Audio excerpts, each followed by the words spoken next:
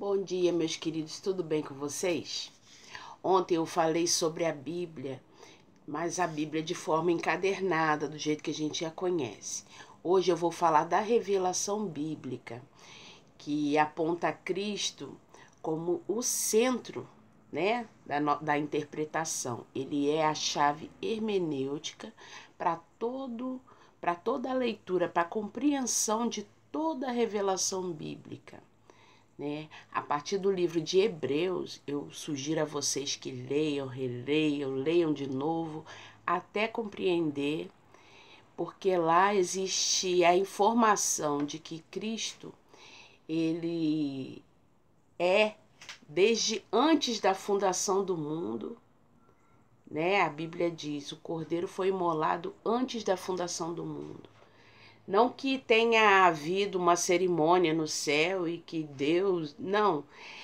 É um arquétipo para dizer que todas as coisas que aconteceram na história existiram de forma subjetiva, né, na vontade de Deus. Ou seja, tudo que aconteceu, acontece e acontecerá, Deus já viu, Deus já sabe, Deus já conhece, né? Determinou, né? Alguns dizem que escreveu a história, enfim. Ele sabe e nos revelou paulatinamente, de forma que a humanidade pudesse crer. Por isso, no Velho Testamento, as coisas são subliminares, porque o homem ainda era imaturo, não estava preparado para alcançar a revelação. Então, Deus foi ensinando de forma que coubesse no entendimento de cada homem. Por isso que a Bíblia é cheia de metáforas, cheia de parábolas, cheia de histórias, cheia de poesia, enfim, uma linguagem que a princípio, assim, você pode até não ler, mas se você comer, absorver, né, metabolizar aquilo tudo dentro de você, você consegue alcançar, né, a revelação daquele texto. Por isso a gente lê e não fica fixado só no versículo. A gente lê e medita, absorve, pensa naquilo, deixa o Espírito ensinar o nosso espírito. Entendeu? Porque é assim que a gente aprende. E no livro de Hebreus aponta a Cristo, né, como a revelação plena de Deus.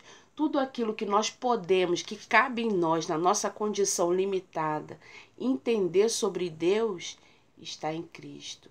Porque aquele período que ele andou na terra, né, que ele encarnou para consumar a obra redentora, aquilo foi o objetivo dentro da história, dentro da, né, o Jesus histórico, que nasceu, viveu, concretizou, né, a obra redentora, morreu e ressuscitou.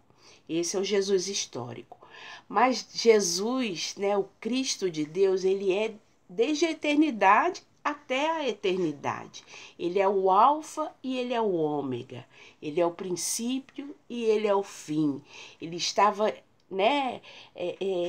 A Bíblia mostra ele desde antes da fundação do mundo, mostra ele na promessa que Deus fez a Adão, mostra ele na lei, mostra ele antes da lei, mostra ele né, não só no Novo Testamento encarnado, mas mostra ele de Gênesis a Apocalipse. Por isso ele é a nossa chave hermenêutica.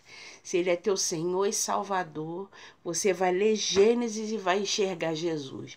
Você vai ler Êxodo e você vai identificar Jesus. Entendeu? Durante toda a leitura bíblica, você vai ver a presença de Jesus. No outro vídeo eu vou ler um texto que eu tenho aqui, que aponta Jesus em toda a Bíblia, de Gênesis até Apocalipse. Quem é Jesus em cada livro, né? Para que a gente compreenda melhor, né, o que eu estou falando agora. Mas, a princípio, a ordem de Melquisedeque é uma ordem eterna, superior, é de eternidade a eternidade. É a ordem onde as pessoas, elas vivem pela fé.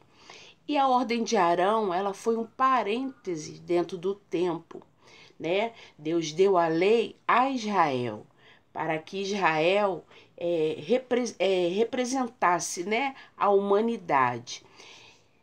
A partir da leitura, né, da história de Israel, a gente compreende o que é a raça humana, a condição do homem sem Jesus, o homem almático, o homem que ao mesmo tempo que ele compreende as coisas de Deus, né, ele cai em desgraça novamente, ele adultera, ele adora outros deuses, ele peca, né? O homem está sempre oscilando porque o Espírito Santo não habita nele. A partir do momento que o Espírito habita, aí o entendimento já é outro, né?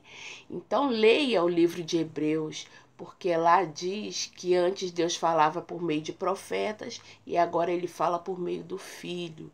Então, para conhecer todas as coisas, você tem que entender primeiro o Filho. No próximo vídeo, nós vamos continuar nesse assunto.